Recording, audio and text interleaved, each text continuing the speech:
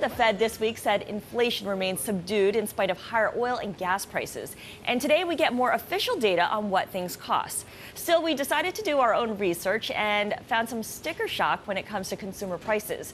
Carol Massar has this week's The List. Good morning, Carol. Good morning, Scarlett. Good morning, everybody. Well, working with Bloomberg Rankings, we picked apart all 298 items that make up the Consumer Price Index and tracked their prices over the past decade and the past year, keeping in mind that the data reflects improvements in technology and quality. All right, what we found is that in the past decade, the fun stuff, TVs, cameras, toys, they have dropped the most, becoming cheaper and cheaper. More expensive, though, no surprise, energy, which has more than doubled over the past 10 years. It also costs a lot more to send stuff around.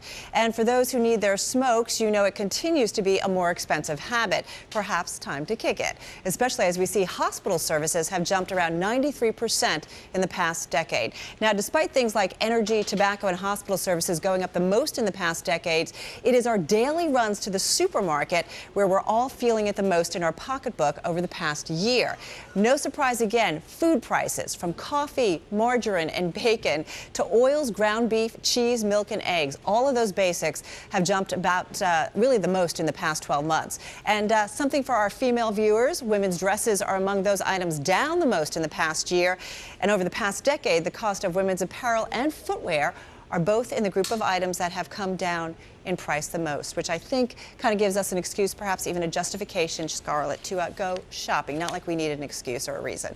Yes, another reason. Thank you so much, Carol Massar, with this week's The List.